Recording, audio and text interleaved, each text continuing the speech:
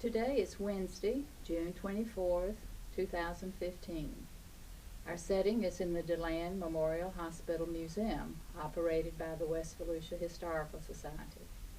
My name is Hilda McCarter, a volunteer with the Historical Society and a resident of the West Volusia area since 1995. It is my pleasure to introduce Dr. Gill and later Mrs. Ora Seigworth, who will begin by sharing memories of their early days in Pennsylvania. Since their meeting in 1955, they were married, raised two sons, had a successful career in medicine, and subsequently moved to DeLand for their retirement years. Dr. and Mrs. Seigworth are best known in the Volusia County, West Volusia, as dual curators for their creation of the hospital section of this museum. Beginning in 1992, they have collected, furnished, and donated the contents of this very interesting display. Good morning, Dr. Seigworth. Good morning, Hilda. Let's begin with you, how you got your start in life, and the things and people that influenced your early years. Well, having arrived at the age of 83, I've seen a lot of activity since I was born in 1932 and was born in Warren, Pennsylvania in a hospital, which was slightly unique because a lot of deliveries were home deliveries in those days. But it also was right in the middle of the early part, at least the early part of the Great Depression, and it affected many middle-class people, and they managed to work themselves down to almost poor people, and that was the case with my mother and my father. I've always said that the best thing you can have in life is to have a mother who is a school teacher, and also to marry a woman who is also a school teacher so that she will be able to take care of your children. My mother kept right after me in school and knew all my teachers and knew when I misbehaved, and it was good stimulus to do that. I was raised from the time I was around 6 years old in a somewhat rural area of upstate Pennsylvania, and I lived an early life more like Huckleberry Finn. We didn't have a lot of friends because we didn't have any neighbors, so you had to invent your own projects, and it took some imagination and so forth. So I had a boat on a little river, and I had a dog, and my grandfather gave me a .22 rifle when I was 11 years old, and I carried that all over everywhere. I remember one time sitting on a stump with the rifle, and I was going to see whether the safety was on, so I had it over my lap, and I thought, well, I'll just pull the trigger and see if its safety's working, and wham! The bullet hit about 2 feet from my foot, and that introduced me to some safety features of handling guns.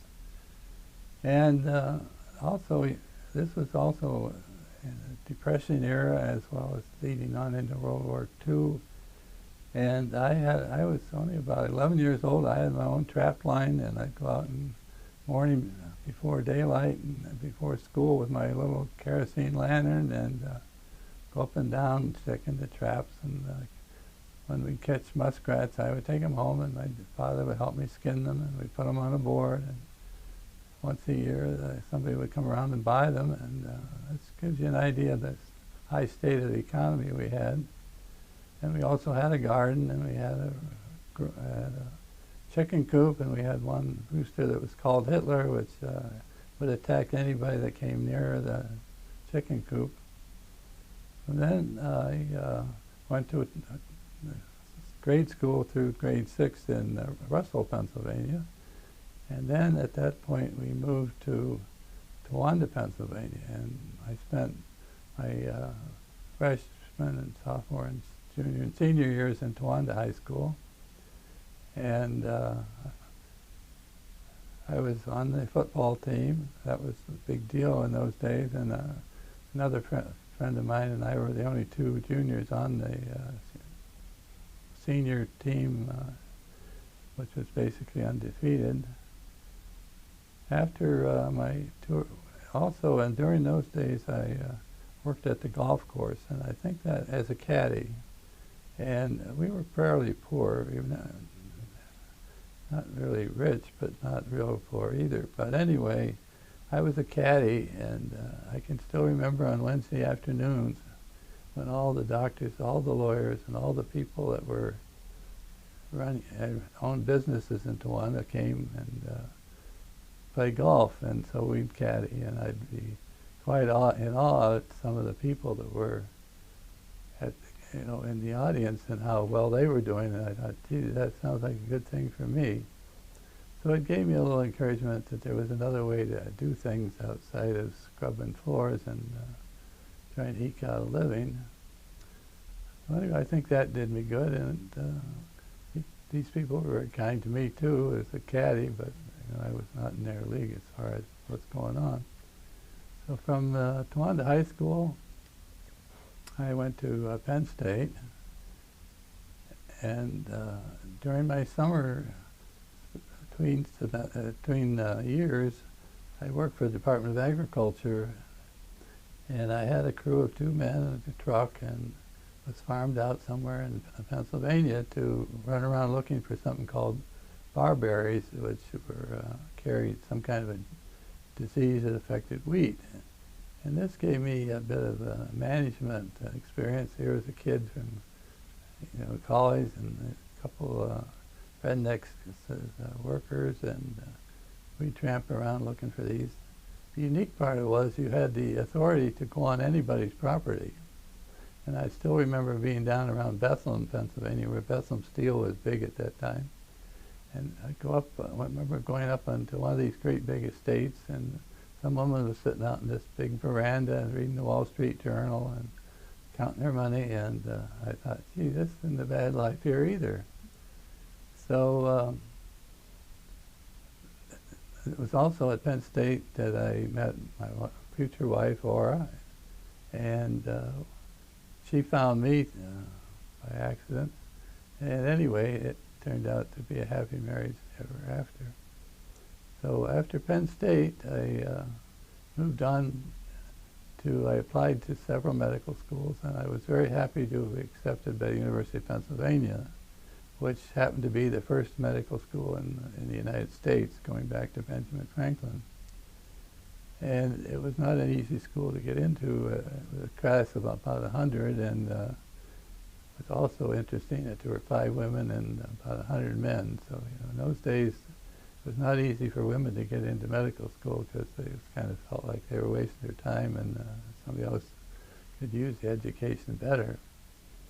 But anyway, I enjoyed the years at the University of Pennsylvania, and eventually had to get a scholarship to, we ran out of money when I was about a junior in college and in medical school. And one of the things that was going on in those days in Pennsylvania was the spoil system. So my father was a superintendent of highways for a county in Pennsylvania, and uniquely my wife's father was also a superintendent, and they were both Republicans. So whenever the Democrats would win the governorship, they would fire everybody that worked for the state. There was no civil service.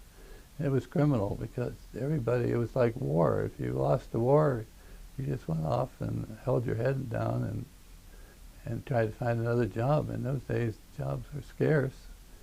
So the elections were really like war and real war. Nowadays, it's kind of like over less esoteric things, but in those days it was live or die. So anyway, that led to me being accepted in the United States Air Force when I was a junior in medical school, and they took care of my tuition, and I was actually a second lieutenant, and that helped out, and that allowed us to get married when I was in my junior year, and Ora was a teacher in the Darby school system. So that Air Force assignment required that I serve 4 years more after I finished my internship, which I did at the Robert Packer Hospital in Sayre, Pennsylvania. And it turned out to be a very good internship. From there, I was got this little card in the mail about my next assignment, and it looked fairly innocuous, but translated it said we were going to go to England for 3 years, which turned out to be one of the best things that ever happened to us. And you might look upon some of that service time as a waste of medical talent, but anyway, I was transferred to England, and we had a base hospital, and we had a large base with about 7,000 dependents and 3,000 military. So I served as the general medical officer for the 3 years we were there, and we were just dumped on as far as whatever we took care of. Whoever came through the door we had to take care of, because the nearest hospitals from the English side were 30 or 40 miles away, and there was only 2 of us, one on call and one off on standby, so that it was really a little tricky for somebody coming right out of the internship and starting delivering babies, starting to give spinal anesthetics and other emergency things where you'd have accidents and so forth, because in those days, as it still is, England got dark about 2 o'clock in the afternoon, and when it wasn't raining, it was also foggy. And also I had a fortune to live in some housing off base, and Colonel Bailey and his wife, who were semi-aristocracy in the English field, had a great estate, and we lived on kind of like on the servants' quarters. And they took us on as their children, and he had spent extensive time in the Himalayas and collected butterflies at all elevations in the Himalayas, and he was just a brilliant, brilliant man.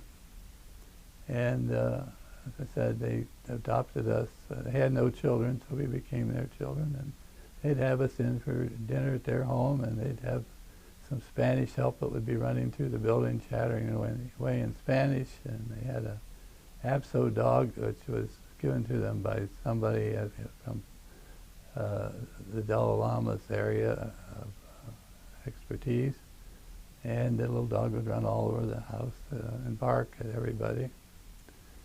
And so that was, and it also exposed my wife to the social group of which Lady Bailey was part, and everybody sat around in these meetings in their relegated positions, so that Mrs. Bailey was definitely chief no matter where she sat. And also we had our first child there in England. And from England we came back, and I served a year at Olmsted Air Force Base in Harrisburg. And then I applied and received an appointment as a resident in obstetrics and gynecology at Johns Hopkins and Women's Hospital of Baltimore. And I spent 4 years there. We lived a little on the outskirts of Baltimore, and I'd have to get up about 5:30 in the morning, and we had rounds started at 7, so we had to be ready to present the cases to the staff. And so anyway, it gave me exposure to a lot of the famous doctors that were teachers and book writers at Hopkins. After that, we moved to Endicott, New York, and I was in a group practice in obstetrics and gynecology. Dr. Solomon, who was sort of the lead man in the group, took me in again as his son, and couldn't have been nicer to me over the years, and helped me establish my practice and introduced me to everybody that he knew in the community. And I eventually became president of the medical staff. I also was on the faculty of the Upstate Medical Center for their residency program. And we built a home in Vestal, New York. And this went on for about 20-some years, until finally we decided that, well, maybe we needed to find a place in Florida at least to spend some time, and maybe have my mother live there. So we bought a condominium almost sight on the scene on the St. Johns River. And we had never heard of the St. Johns River at that time, and but anyway, we looked at it from the bridge and thought it looked pretty good. So we went home, and a couple weeks later we called and said, well, I guess we'll buy it. So we bought this condominium in Astor, and then about 6 or 8 years later we finally moved down to Astor, and that was our first real acquaintance with the county of Volusia and the people who were residents here. And we also found that that was a wonderful place to be. And one of the best decisions we ever made was when we looked in the river there at Astor and finally became members of the community here. And then from there on, we had a great experience at Stetson University. Quite a few professors in the history department were friends of ours, and they allowed us to sit in on their classes, and we've done that for about 15 years now. And in the meantime, we had made a couple trips to China, and we made a trip to the Soviet Union, and this dovetailed in with some of the classes we took at Stetson. Then we also were active in the Deland Bridge Club, and also brought us up to the point where we were asked by Harold Carell to see what we could do about the medical museum. And a lot of that began in England when I was in the Air Force. Up until that point, I didn't realize that antiques, what they really were. I always said, why pay all that money for something that's old? Why don't you buy a new one? And it's a lot cheaper. But anyway, it gave me an appreciation for antiques, and our collection started about that time.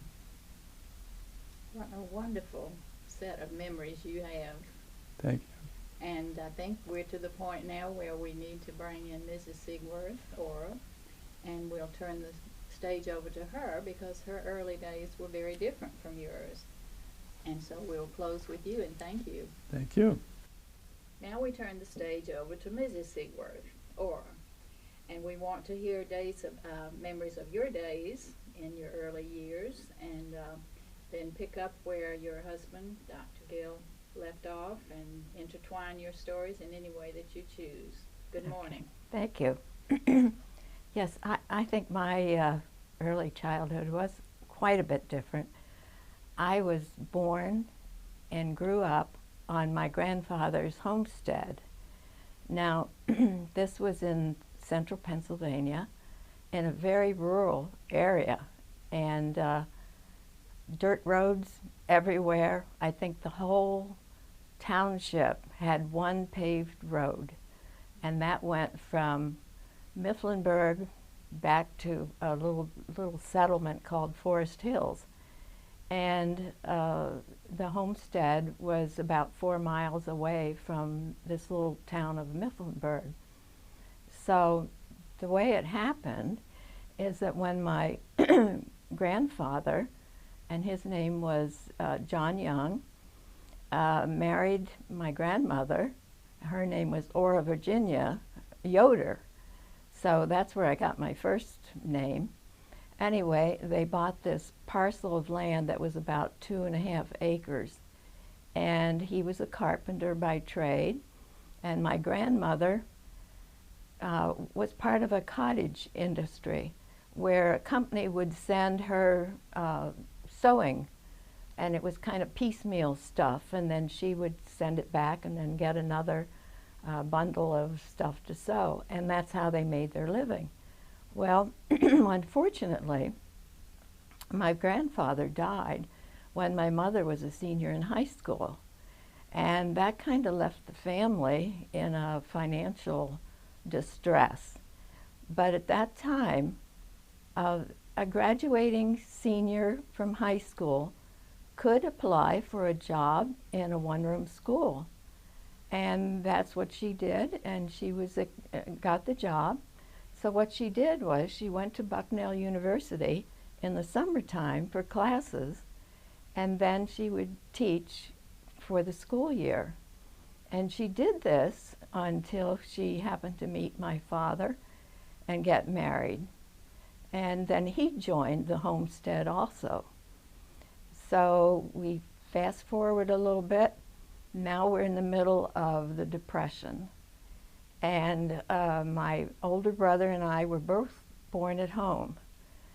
So the house we were born in lacked a lot of amenities. First of all, we had no inside plumbing. In fact, there was no running water whatsoever.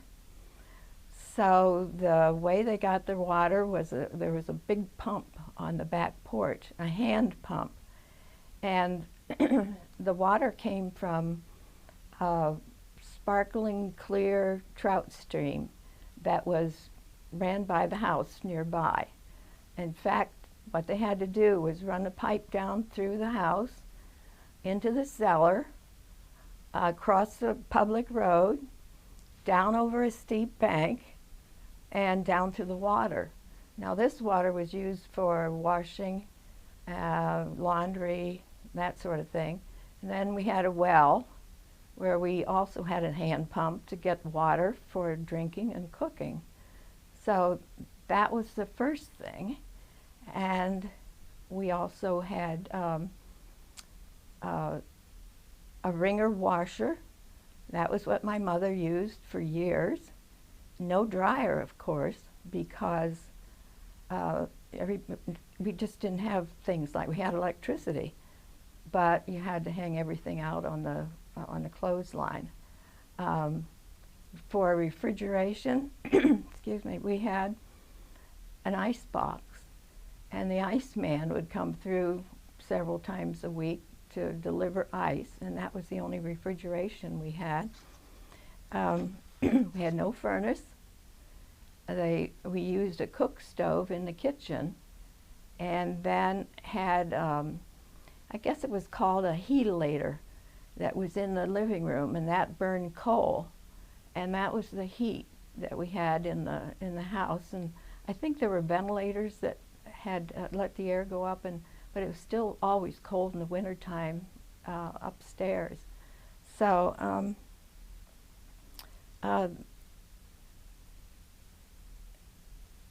let's see, we had, well, I think the other thing, my mother liked to cook, but it was too hot in the summertime to run the cook stove. So she had a double gas burner that she did a lot of cooking on. Now, of course, we were lacking a lot of amenities, but we didn't feel deprived. Everybody else was in the same situation of not having indoor plumbing, and just, even though that was the case, we never went hungry. My mother always had a big garden. We had pigs and a smokehouse, so that we cured our own meat, so we had meat. And we kept cows. We always had a cow, at least one, sometimes two. Now, my dad was from the city, and he never did learn to milk a cow. So that could be a problem sometimes. But therefore, we had eggs, we had chickens, we had eggs, we had the butter, cream, and cheese, and we had geese, ducks, and that sort of thing. So we always had food to eat. Now, the one luxury we did have was we always slept on goose down pillows, which spoiled me for the rest of my life, having these goose down pillows. In fact, that was the first thing when my mother said, "What do you want for a wedding gift?" I said, "I'd like to have a pair of goose down pillows," and that's what we have. I still have them. Anyway, that was part of our life, and now it was time to go to school. I started school when I was 5 years old and went to a one-room schoolhouse that had grades from 1 to 8. I only went there 5 years because I was sent into town, into Mifflinburg, to finish my education there. But the school was called Red Bank School. It lacked amenities too, It had no indoor plumbing, no running water whatsoever. So in the morning, a couple boys would be sent with this great big water crock to the nearest farmhouse to get water to drink. And of course, in the toilets there were two, one for the girls, one for the boys, and we used outdated Montgomery Ward or Sears Roebuck catalogs for toilet paper. And when my father, years later, was elected to the school board, that was the first thing he requested, is that they set aside enough money in the budget to have actual toilet paper in the toilets. There was no electricity. We had no lights. The heat was provided by a great big pot-bellied stove in the front of the building, which was hard for the teachers to keep that going over a weekend. A lot of times I can remember my teacher would say, well, she and her husband had to go out and make sure that Sunday night, make sure that the stove was warmed up and ready to go for Monday morning. And now inside the school, it was divided in half. The boys sat on one side, the girls sat on the other. And one of the worst punishments that I can remember is if somebody did something wrong, they were made to sit on the, if they were a girl, made to sit on the boy's side in one of the empty desks and spend half a day there. So that was kind of the school. The way we did our recitations is that we would come forward, we'd be called forward to the front of the school room and go through the classes, and we would change classes like that. And as I said before, I just went there for 5 years and then went on to into the school in Mifflinburg. And while I was there, I learned to play the clarinet, and so I was in the marching band. And when we had football games and so on, we would be out making letters or whatever we're doing. And I was also in the orchestra then, and in the concert band, and sang in the choir. But I think the most exciting thing was I was on the girls' basketball team, and my senior year I was captain of the team, and we had an undefeated season that year. And they had just gotten us new uniforms, and we were so excited to have uniforms that were just as nice as the boys. So my high school time was very well spent.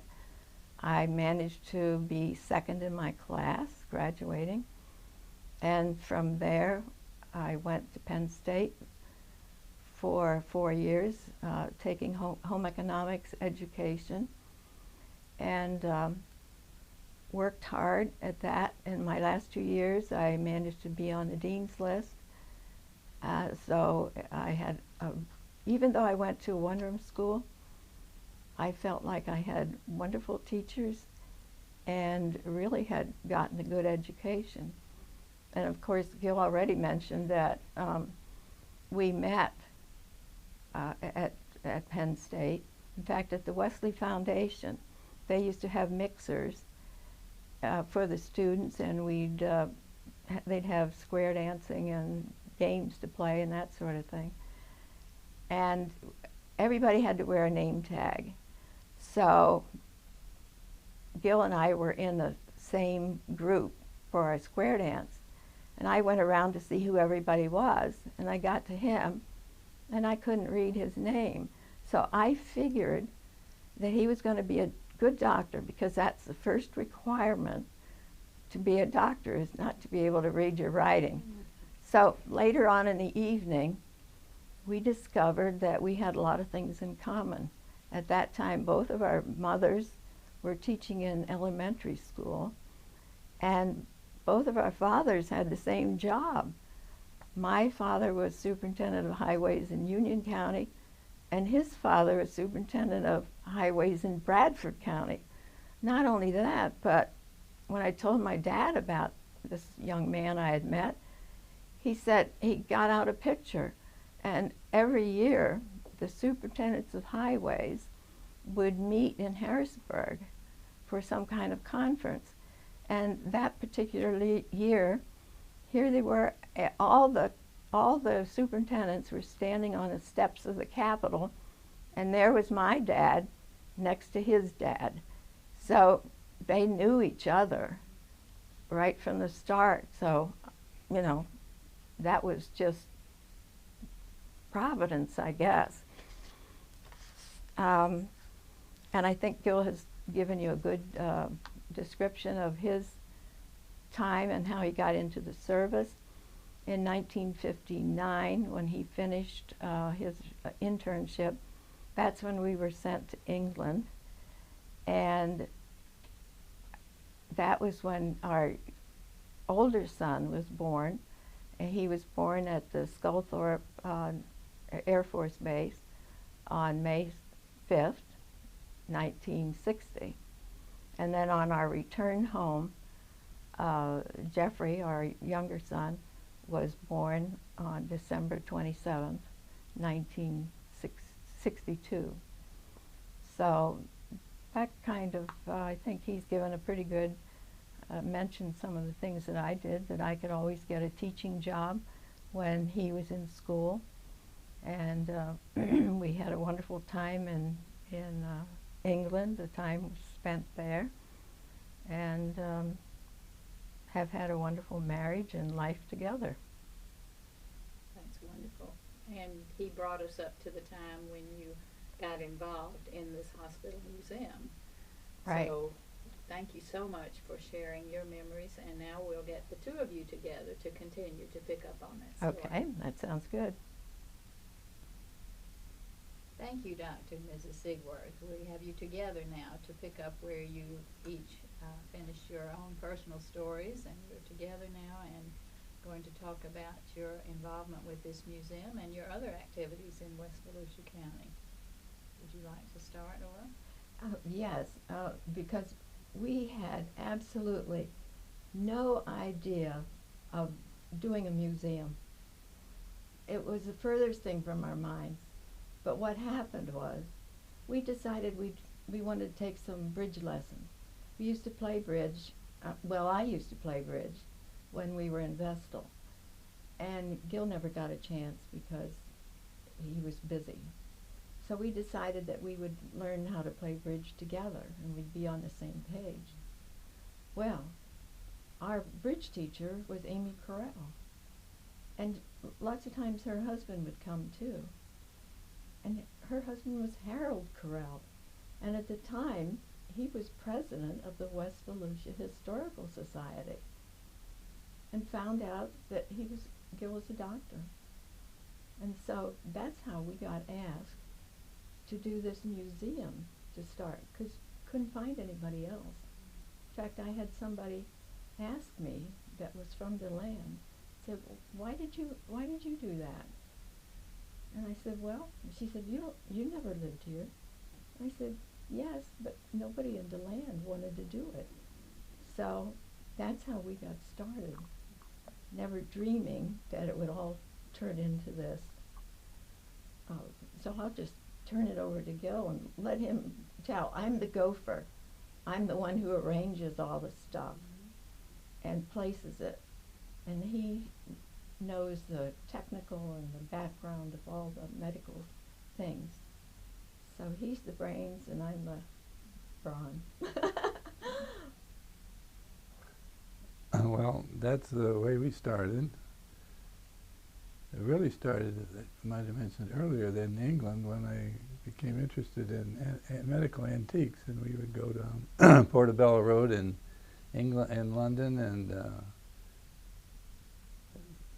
that was the beginning of the collection, and then expanded beyond that. So finally, when they asked us to do this job, it was right down our alley as far as knowing what to do. At that point, there was nothing at all. The so-called pharmacy we have here was completely created by us at the end of the halls and became a room. The operating room had no divider or anything. The only thing we had to start with in the operating room was the tile floor, so that from then on it was added to it. Fortunately for us, the operating table and the lights, which were just in boxes, had come off of some kind of naval ship, and I'm not sure just who donated those, but they were sitting here in the box. So anyway, we got together with the Park Service people and drew up the plans and found some of the materials. In fact, all the contents were basically things we collected over a period of time. And so at that point we had a refurbished operating room, and so many people from DeLand would say, oh, you know, I was born there. And also uniquely at that time, there was still a black hospital building here, but that has since been torn down. But anyway, that was part of the history of the medical field, was to have two hospitals, one for the whites here and one for the blacks back to the building. After that, we coasted along for a while, and finally decided, well, we would expand the museum, and we had this room where the doctor's office opened up. It was one single room used by one of the secretaries for the health for this county. So anyway, we drew up plans for that. We put in a partition.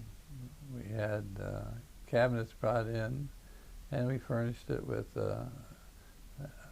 doctor's desk came from over at Mount Dora at one of the markets. We have quite a few hearing aids that were quite ancient.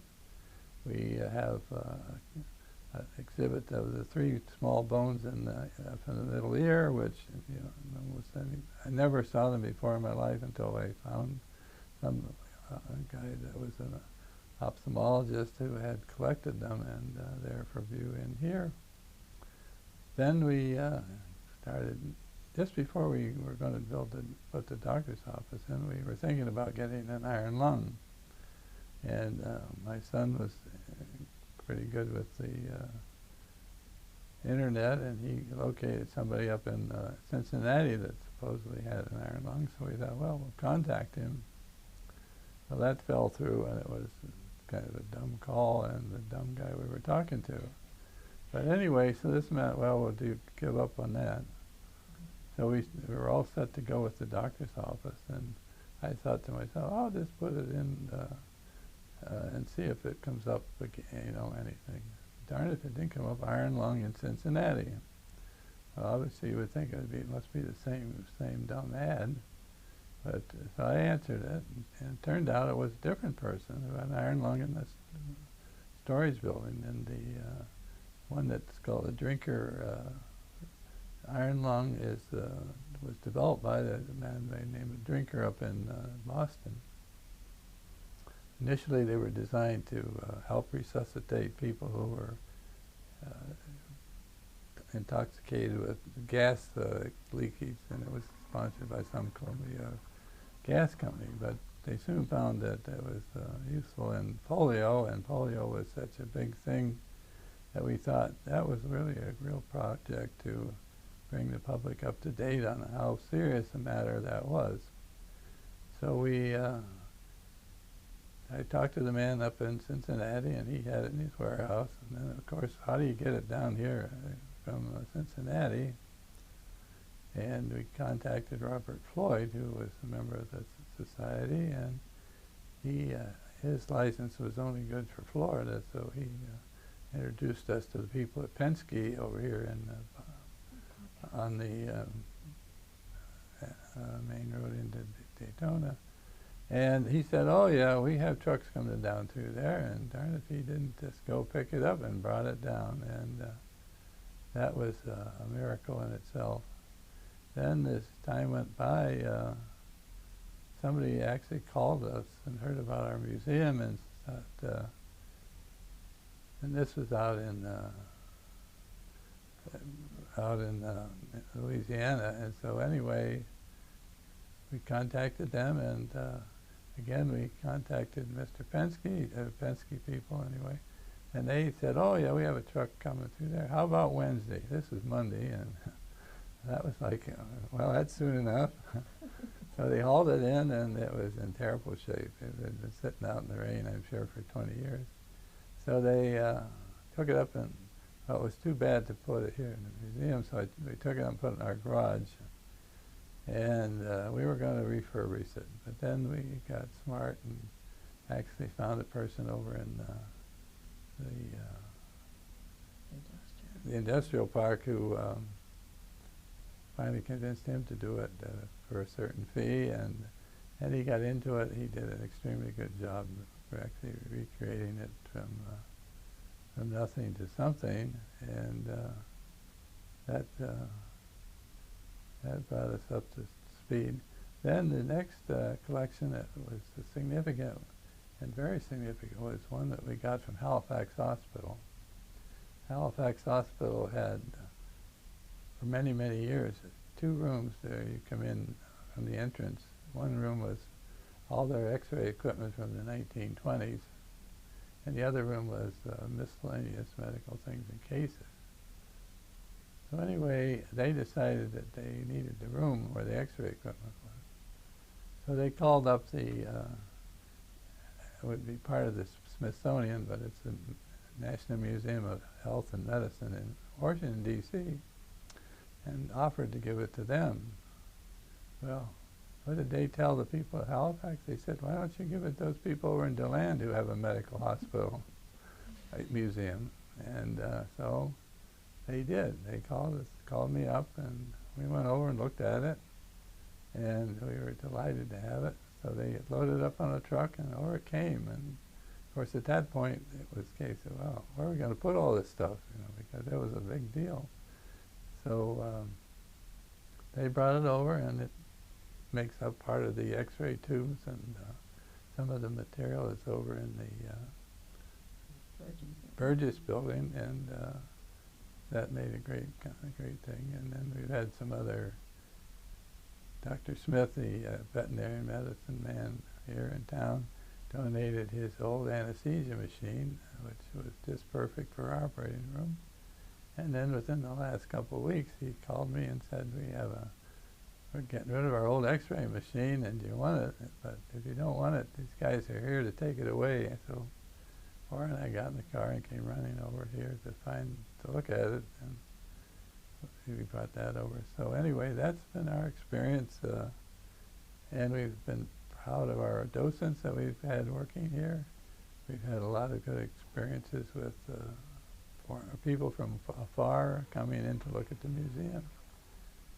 And we hope that more people in DeLand will come too, because, you know, it's nice to see people from all the states in the country come, and the people next door don't know where it is, but we're trying to solve that problem, and we thank the Historical Society for being such good sports and sponsoring it and helping publicize it. Thank you. Thank you, Dr. and Mrs. Seigworth, for your time and recalling your memories from your early days, and then more especially for your efforts and your generosity in sponsoring this wonderful museum. Thank you so much. Thank you. All right. There's a picture of my grandmother and grandfather, and in doing research, I decided that this must have been a wedding picture of them, because at that time, I don't think that they would be all dressed up, if they weren't married, to have a picture together like that. So between my nephew and myself, we decided this must be a wedding picture. This is a picture of when I was in first grade, and we have all the students getting the class pictures standing on the steps of the Red Bank School, where I went for the first 5 years of my schooling. And I'm the little girl on the very front all the way to the right. And that's me in first grade. This is a picture, an updated picture of what the Red Bank School looks like now. It was built in 1886, and it has been declared a historical building. So it now has been all restored, and they're using it for a museum to show school children what it was like back in those days. This is a picture of my family, my mother, myself, my older brother, and my father. It was probably taken at church, and I think I would have probably been about 10 years old in this picture. This is a picture of a cesarean section for twins, which involved me as well as one of my partners. I'm the doctor on the left side and was actually the one doing the surgery. The picture was actually taken by the patient's husband, and this was when it was still unusual for husbands to be in the operating room. It was also very unusual to take pictures in the operating room, and all the time I was in practice for some 25 years, I don't believe I ever really had a picture taken of me during an operation, and there was some matter of privacy and all that. But anyway, this is one of the pictures that was taken and is available for future. The other picture, sports in high school is a significant part of the social structure of high school activities, and this happens to be the Towanda High School football team in 1949. Basically was an undefeated team, and there were two of us who were juniors on the team. The rest were all seniors. That made us rather exclusive in the junior class of high school to be the ones who were actually playing in the game. And this happened to be a group photograph of that team.